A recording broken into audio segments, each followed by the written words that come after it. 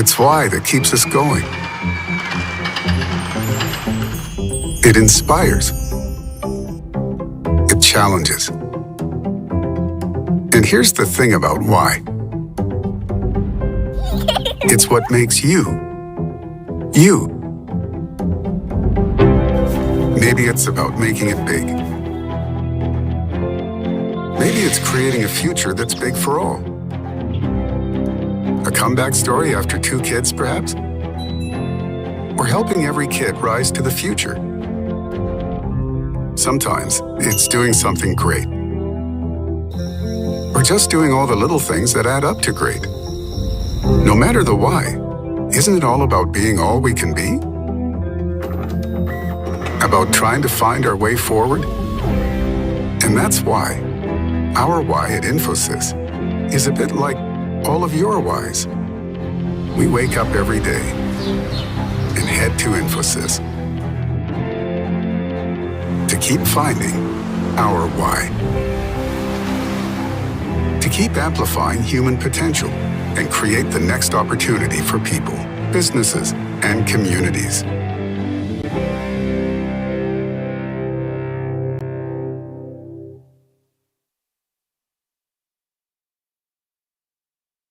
The world around us is changing. We need more energy than ever before. As existing resources are becoming scarce, efficient energy management has become critical. Is your energy available, reliable, and affordable to meet your demand? Do you have access to the information and technology needed to sail in this ever-changing landscape? Do you feel powerless and confused on how to transition to cleaner energy?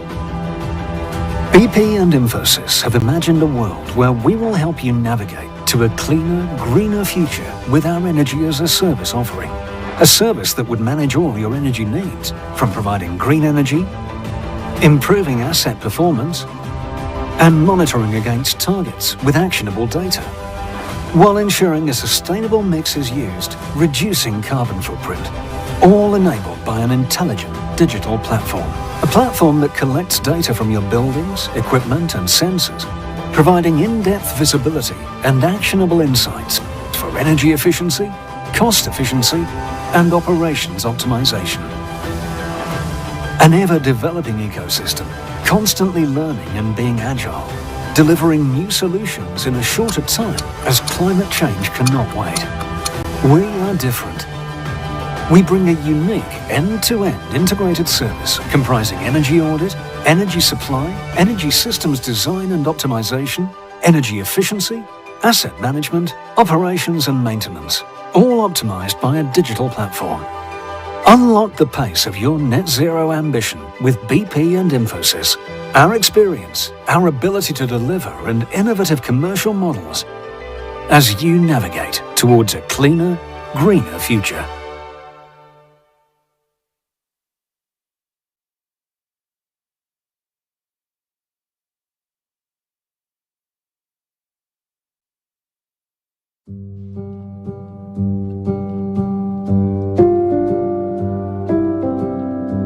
There's a whole bunch of stuff that you could do. Stop cutting down trees, that's a big one. There are many selfish needs that are there in the world now. Earth will just become brown, red. The world wasn't created to be ruined, and we're ruining it. 我能感受到我周围的世界每天都在变热，上海基本不下雪。Putting all this bad stuff into the air. It's like the outside world becomes so dark and gloomy. Try to fix Earth, not leave it. Like all the billionaires are trying to leave Earth instead of fix it.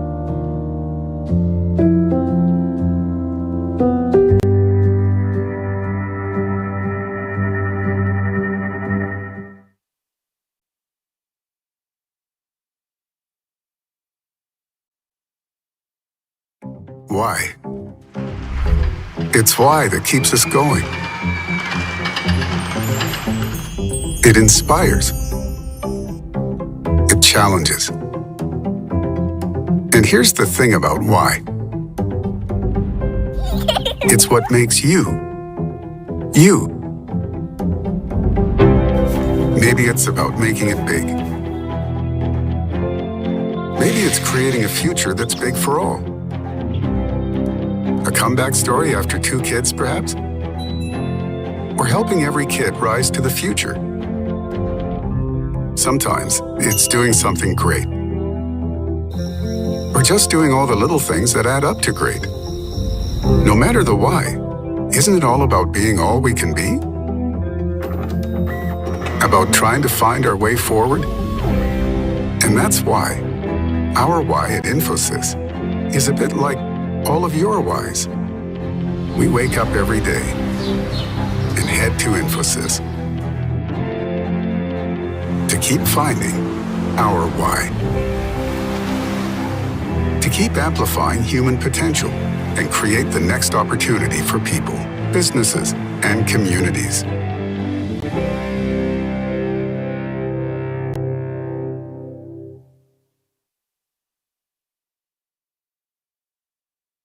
The world around us is changing. We need more energy than ever before. As existing resources are becoming scarce, efficient energy management has become critical. Is your energy available, reliable, and affordable to meet your demand? Do you have access to the information and technology needed to sail in this ever-changing landscape? Do you feel powerless and confused on how to transition to cleaner energy? BP and Infosys have imagined a world where we will help you navigate to a cleaner, greener future with our energy as a service offering. A service that would manage all your energy needs, from providing green energy, improving asset performance, and monitoring against targets with actionable data, while ensuring a sustainable mix is used, reducing carbon footprint, all enabled by an intelligent digital platform. A platform that collects data from your buildings, equipment, and sensors, providing in-depth visibility and actionable insights for energy efficiency, cost efficiency, and operations optimization. An ever-developing ecosystem, constantly learning and being agile, delivering new solutions in a shorter time as climate change cannot wait. We are different. We bring a unique end-to-end integrated service comprising energy audit, energy supply, energy systems design and optimization, energy efficiency, asset management, operations and maintenance, all optimized by a digital platform. Unlock the pace of your net zero ambition with BP and Infosys. Our experience, our ability to deliver, and innovative commercial models as you navigate towards a cleaner, greener future.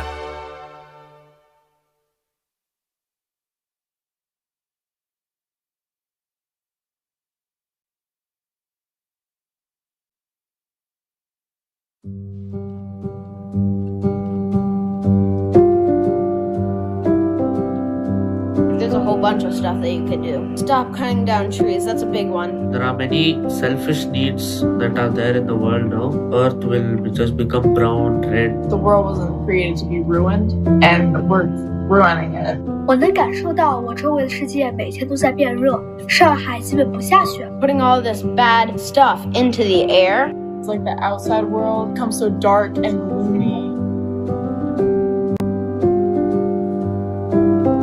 Try to fix Earth, not leave it. Like all the billionaires are trying to leave Earth instead of fix it.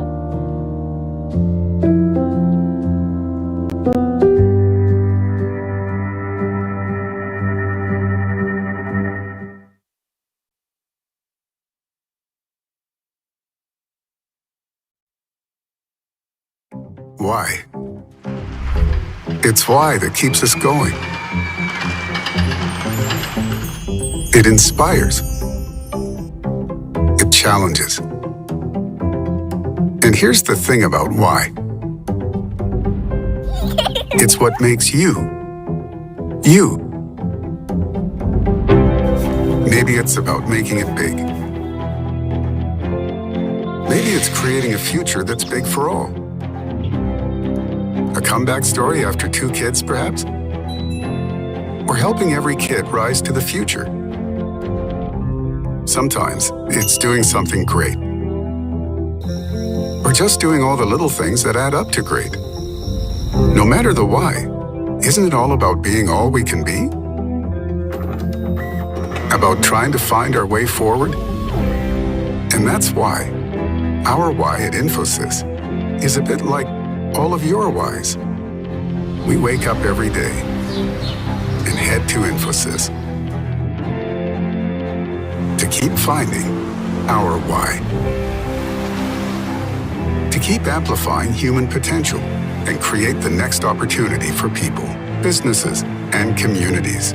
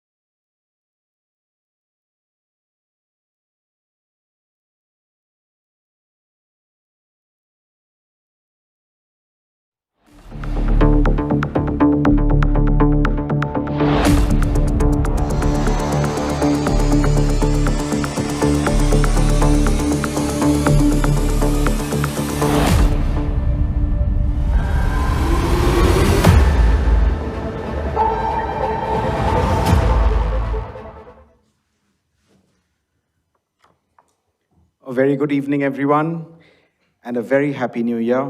Thank you for joining Infosys' third quarter financial results. My name is Rishi, and on behalf of Infosys, I'd like to welcome all of you. Over the next hour with our management, we're going to have our financial results commentary. We request one question from each media house so that we can accommodate everyone over the next hour.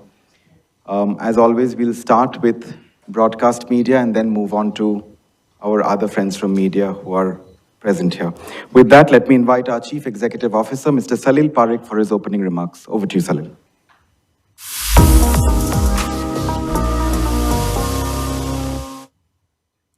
Thanks, Rishi. Good afternoon and welcome to everyone who's here on the campus and everyone that's joining us online. We are delighted to share with you that our Q3 performance was strong, with year-on-year growth of 13.7%, quarter-on-quarter growth of 2.4%. This in a seasonally weak quarter for us and amid a changing global economy. We continue to take market share. We continue to benefit from consolidation. Growth in Q3 was broad-based, with most industries and geographies growing in double digits in constant currency. Our large deal value was at 3.3 billion, the highest in 8 quarters. With 32 large deals, this is the largest number of large deals in a quarter in our history. 36% of this is net new. Our pipeline of large deals remains strong. Our digital revenues grew at 22% in the quarter at constant currency and are now close to 63% of our overall revenue.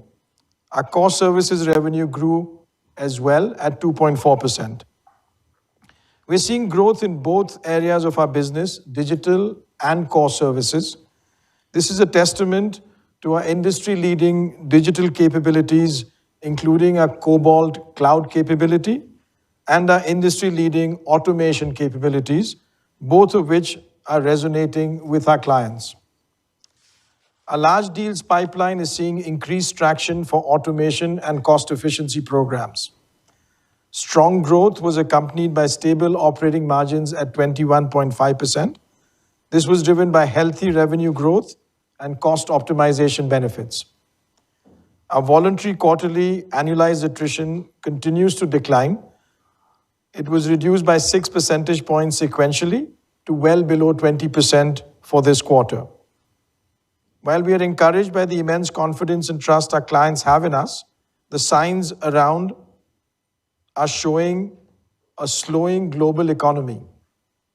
Some areas such as mortgages and investment banking in the financial services industry, telco, high-tech, and retail are more impacted, and that is leading to delays in decision-making and uncertainty in spending in these areas.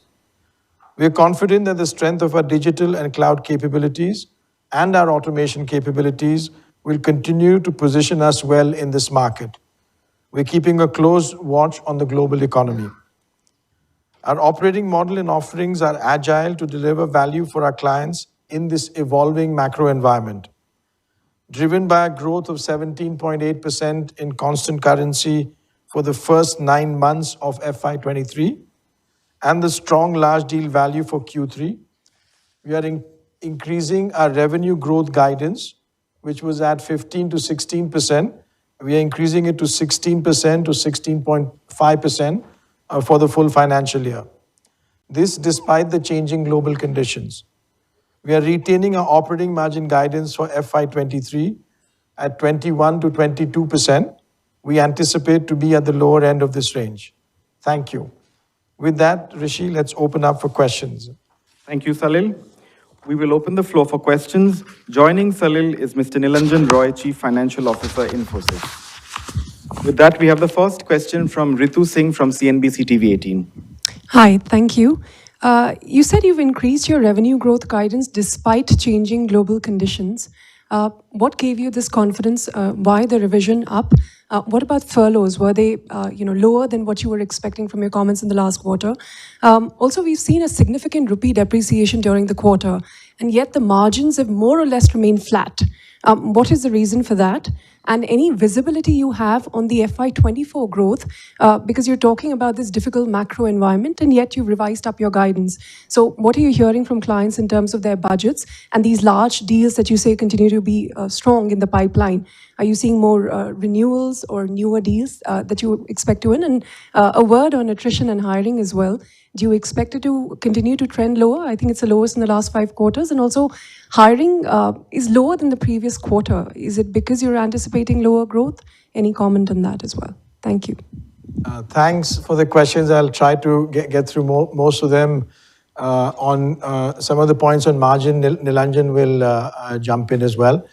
On the guidance, our focus is really on what we see as we closed out the quarter.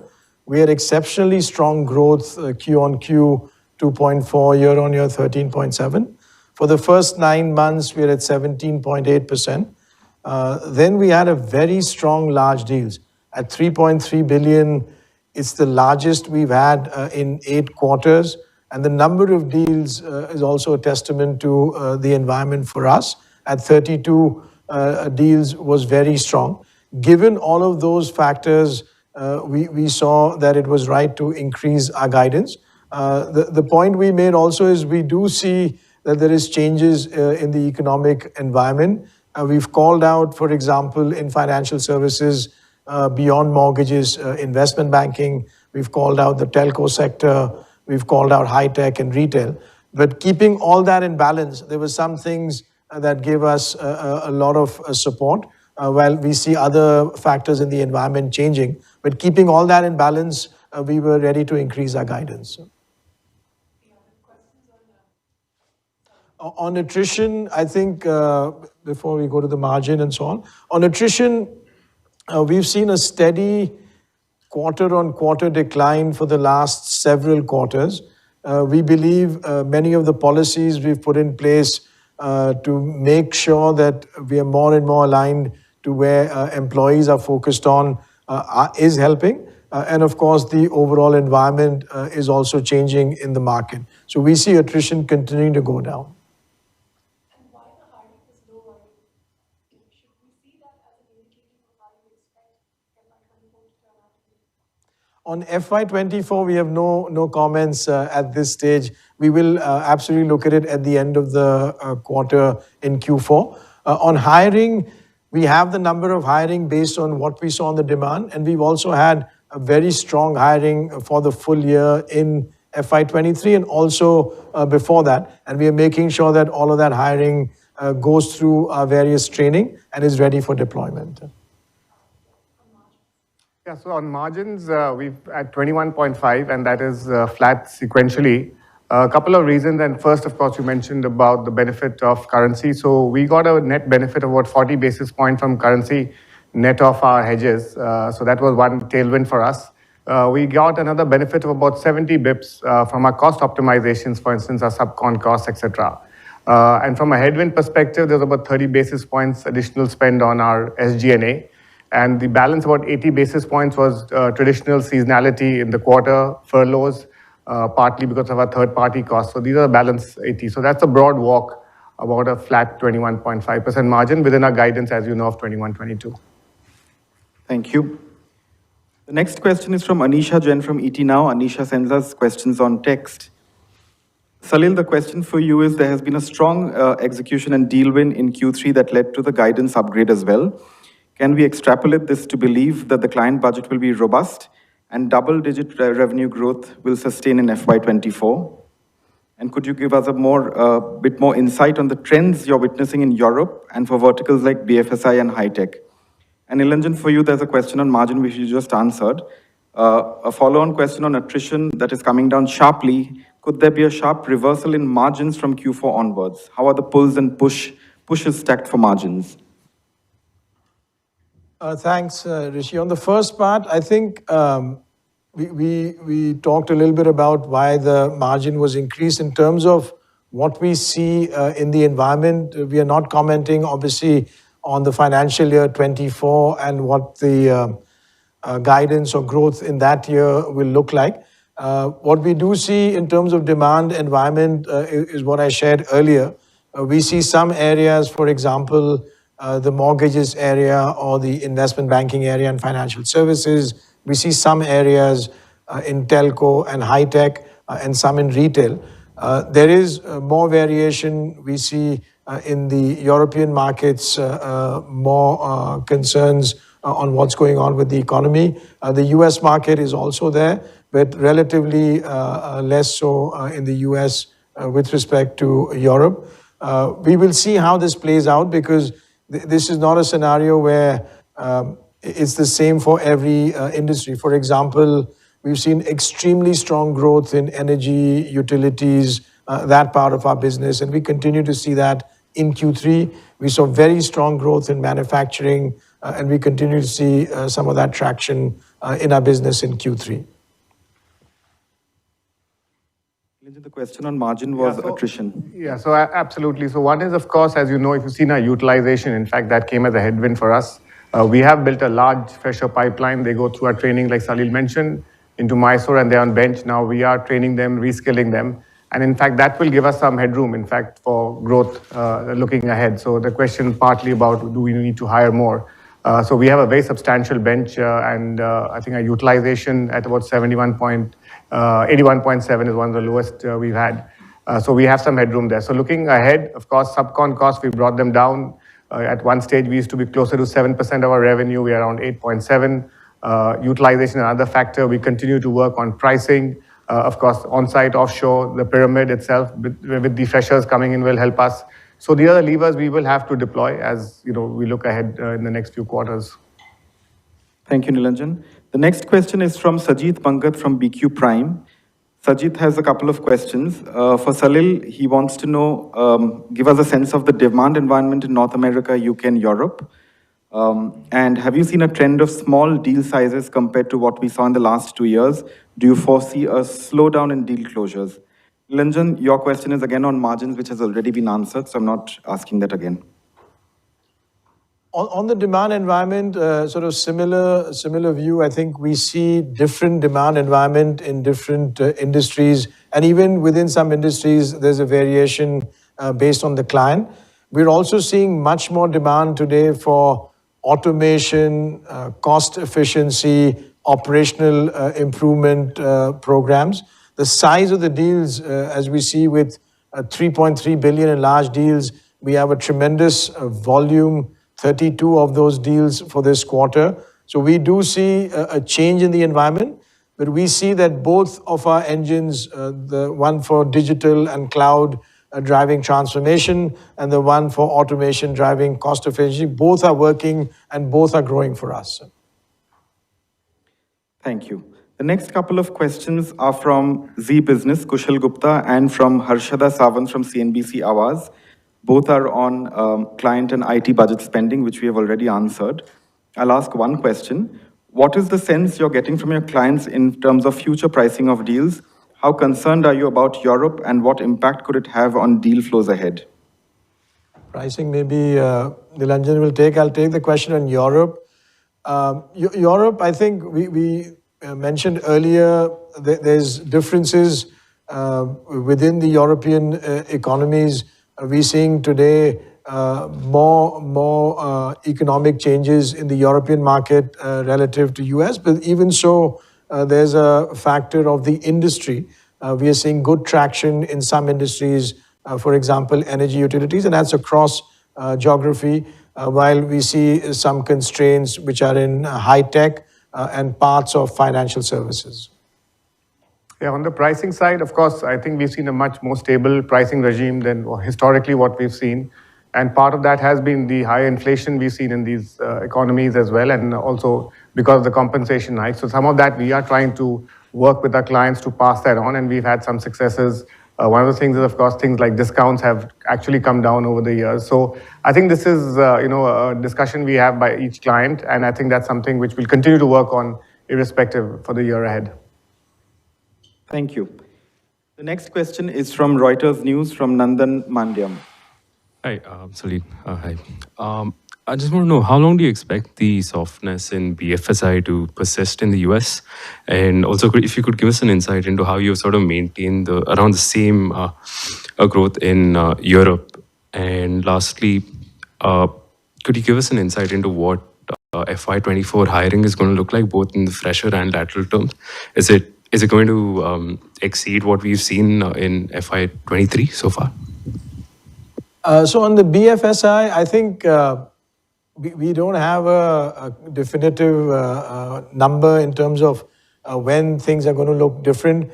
Again, we see differences. There are parts of it, for example, mortgages and investment banking, where we are seeing some constraints on what they are doing with their business. There are other parts of financial services which are not seeing those same constraints. We have places where, because of consolidation of partners, we're actually seeing some growth across some clients as well. In terms of hiring, we have no comment today on our plans for FY24. Those things, in any case, we not comment on the hiring number. We will, at the end of the quarter, lay out the guidance for growth and margin for next year.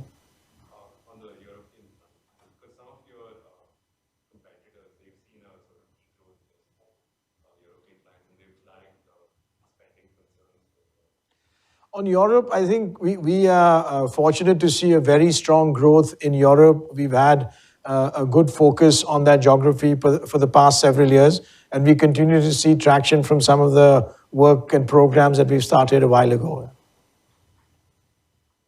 Thank you. The next question is from the New Indian Express, Uma Kannan. Thanks, Rishi.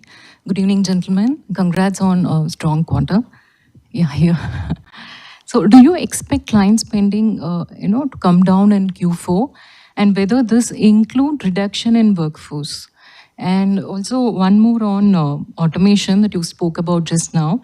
So Infosys has good capabilities on automation, AI, MI. And how are you looking at this AI chatbot as you have invested in OpenAI also? So what will be the future? How does the future look like in AI? And how this will actually help in servicing your clients better? Thank you. I think the first part of the question was more on what we see the client spend in Q4. I think our sense is the points that we've laid out with respect to different industries and different clients is what we are seeing right now in Q4. What we see going ahead, we will describe for the financial year 24 as we come to the close of this year. In terms of automation, we made tremendous progress, and that's one of the reasons, because we've used artificial intelligence, machine learning, we've benefited from clients' needs to be more efficient with their technology spend, and we've been at the forefront of what is going on with automation. And that's really the reason why we see both our digital business and our core services business growing. On OpenAI, several years ago, Infosys had supported this initiative in a very small way through a donation. We see the progress they made. Huge congratulations to what they've done. We have examples where we are using ChatGPT with client situations, and that is starting to further increase productivity and automation. Thank you. The next question is from Haripriya Suresh from Money Control. Hi, good evening. Here. I have one follow-up on ChatGPT. Just wanted to understand if Infosys at some point, I know OpenAI has since shifted from non-profit to for-profit. Will Infosys look at putting more money, and how do you think it'll impact coding and service delivery as well? Another question is, you had a very strong quarter, but do you think we'll go back to single-digit growth? And Niranjan, just wanted to ask, last quarter, you had mentioned that in H1 FY23, you had hired 40,000 freshers. 50,000 was the target for this year. How many freshers were hired in Q3, and has that target been revised? Thank you.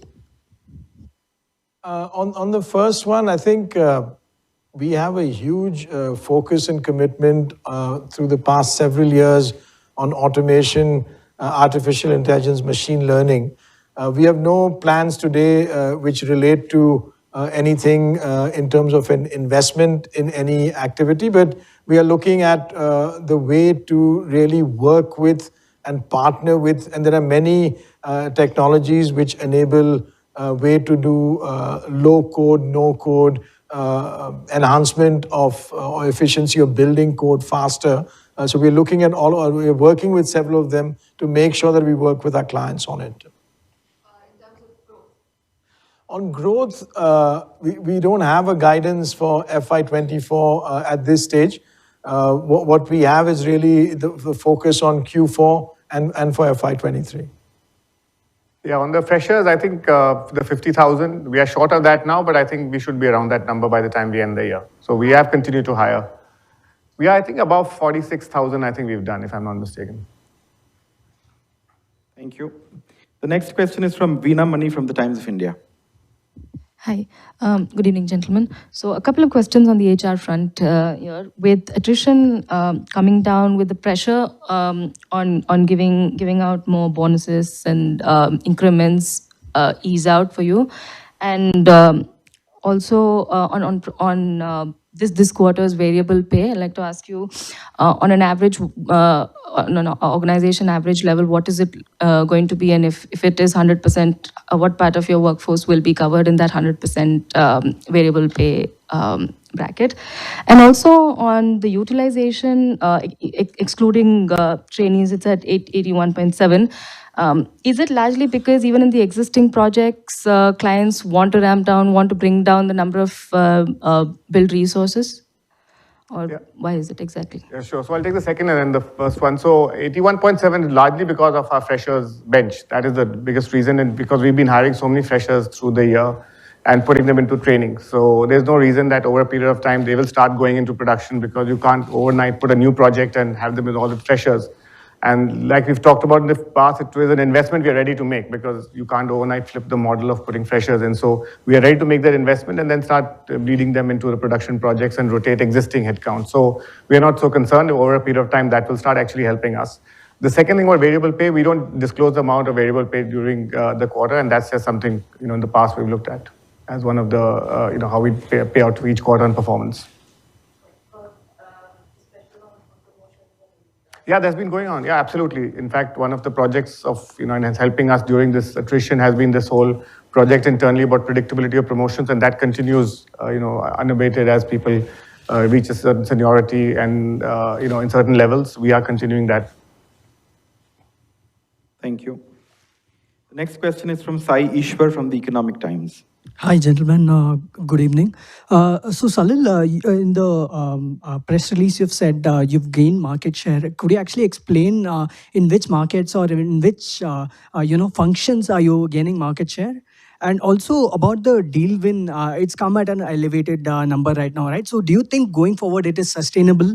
And also, could you tell us what worked this time? Do you think your automation capabilities helped in terms of winning a lot of cost-based deals? Could you just give us more color on the deal pipeline and the wins? Thank you.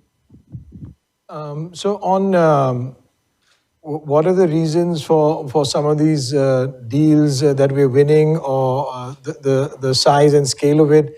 I think you're absolutely right. The automation piece, the fact that we have a real strength and industry-leading capability has absolutely helped us.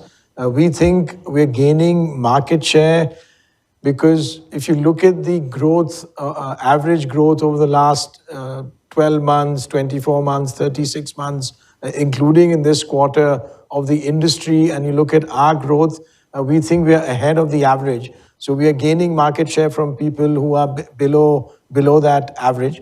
And it's in multiple areas. We've gained tremendous market share on cloud because of Cobalt, on the digital areas, on data, on analytics, and also on cost efficiency and automation, because we have the ability to take large platforms and programs and make them more efficient for our clients. Thank you.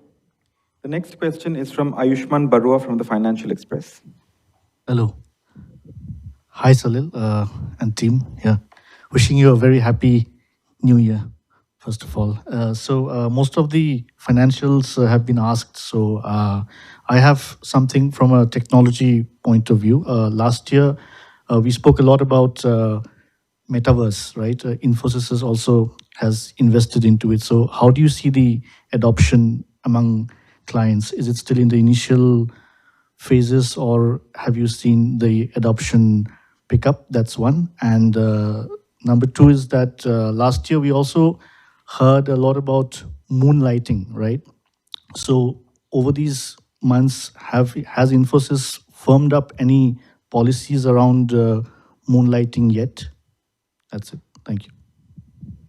So on Meta, I think we are starting to see, as we discussed last time, some projects, some programs, especially as it relates to AR, VR in a manufacturing context, on a shop floor context, in an education training context, and maintenance context. It's small right now, so it's not a large part of what we do, but we are seeing a steady sort of improvement on that. On people doing gig work, we'd made a clear statement a while ago. We are very much of that same view. We built internal capabilities to support that. We've had a program which internally we call Accelerate, which was put in place some years ago, and that program is being used to make sure it's done. We want to ensure, while doing all of that, client confidentiality is always maintained. But outside of that, we want to make sure that the employees have the ability to do some of this to improve and enhance their learning. Thank you. The next question is from Haripriya Suryaban from the Hindu Business Line. Hi, guys. Salil, you spoke about client spending, but specifically when it comes to cloud, we hear that people are taking a relook at their cloud spends and maybe even rethinking how much they're spending on it. So what is it that you see on that front? What is your reading on it? And given the current environment, are customers looking at vendor consolidation, and would that be helping you going forward? Thanks. On cloud, it's significant part of what we see within our digital portfolio. We have seen good growth in digital all through the year and including in Q3. We don't split out the cloud growth specifically, but it's in good shape for us as the cloud business is growing based on Cobalt. Overall, we have seen that there is a focus in some of the industry or sub-verticals that I mentioned earlier, where there is more attention to what should be done with these transformation programs, and much more focused now on how to be more cost efficient. So that's going on as an overlay, but the cloud remains a strong part across all industries. On vendor consolidation, we see a tremendous benefit for us. We see many large enterprises starting to look at things which are more in selecting a very small set of partners. And in many of those cases, Infosys becomes the preferred partner for our clients. Thank you. We'll move on to the next set of questions from journalists who've sent on text. The first is from Joshel Mendonça from ET Prime. Joshel's question is, one thing that we have seen is Salesforce talking about a slowdown, and there is talk about a slowdown on the hyperscaler side as well. Given that you're a strategic partner to these companies, what are you hearing from them and your clients about the cloud, which has been a big driver of growth? And the other question is, given the uncertainty, could you give any color on how close to the growth your customer teams or any steps that you have taken to be able to capitalize when we see an upturn? On the cloud, I think it's similar to what we were just sort of mentioning. Essentially, there is still emphasis on what is going on with the cloud. There is just different parts of the industries are doing things differently. So if you look at, for example, in energy or utilities clients, or you look at manufacturing, we see a huge movement today already with cloud, with all of the components of our Cobalt capability. But in some other industries, it's less so. And therefore, overall, there's obviously less in that. In terms, what was the other one was on the uncertainty. Could you give any color on how close to the growth your customer teams or any steps that you have taken to be able to capitalize for the time when we see an upturn? So there, I think we are positioned well with the fact that we have a very strong digital transformation capability. And even today, there are clients who are looking at it. That capability will become more and more critical as and when the overall economy also changes. And in that same time, the focus on cost efficiency will give us benefit. That's something that we can work on with clients to rationalize what they're doing with their spend across the technology platform. Thank you. The next question is from Shobik Das from Mint.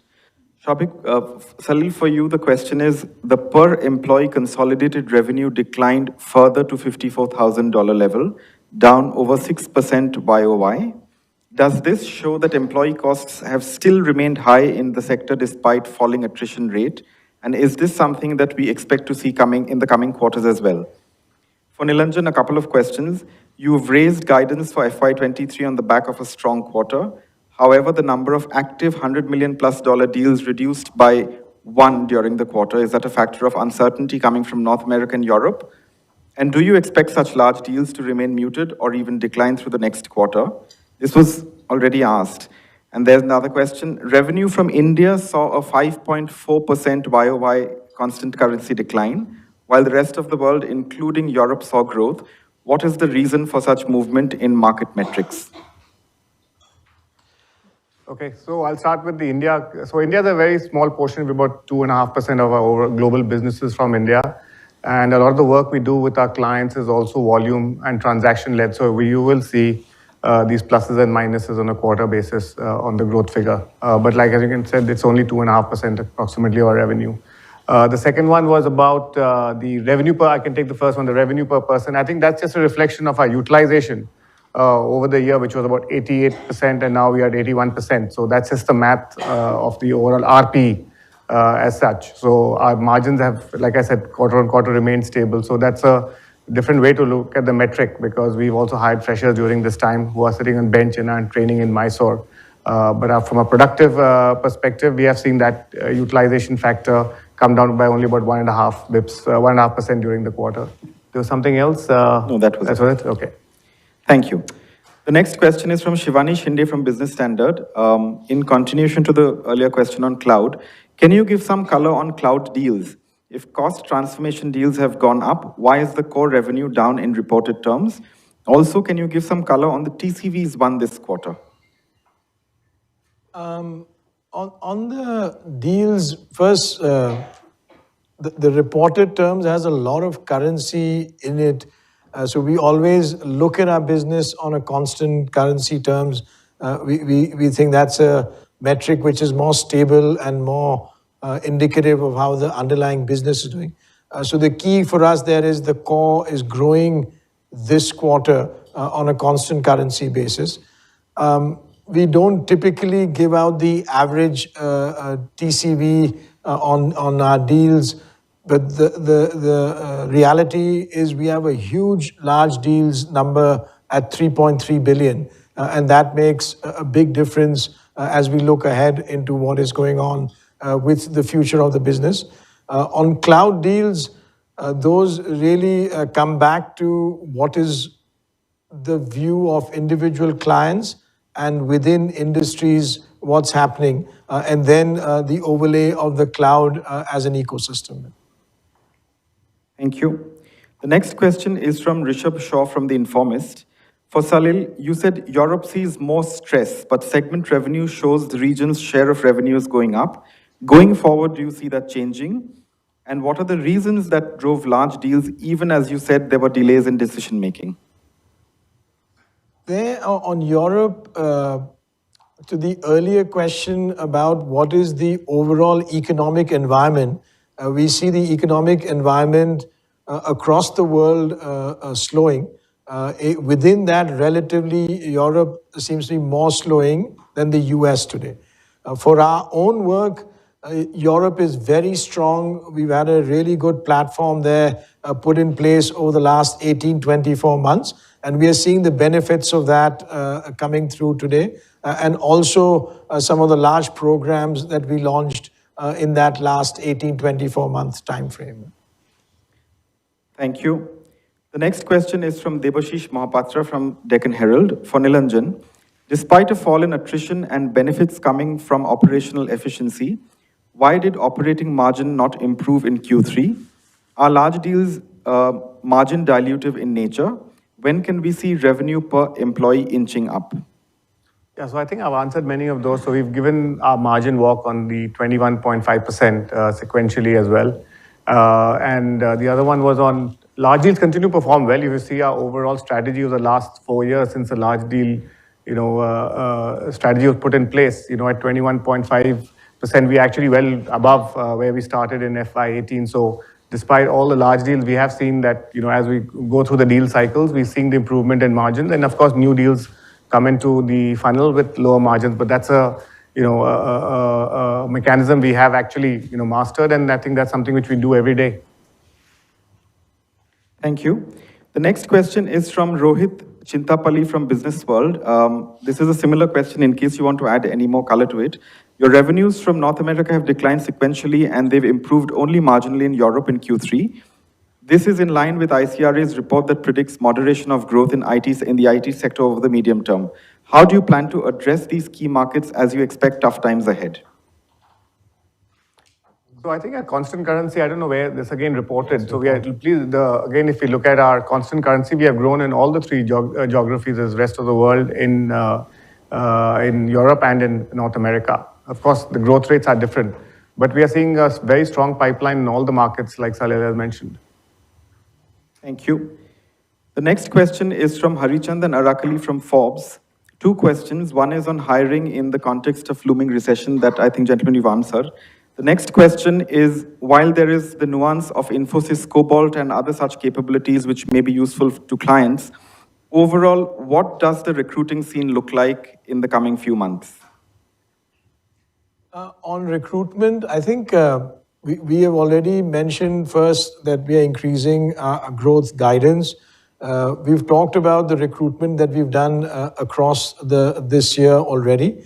And as we see the demand environment building up, as we see utilization inching up, we will make sure that the recruitment, utilization, and the way we are training all of the college graduates makes it an efficient model for us to grow with.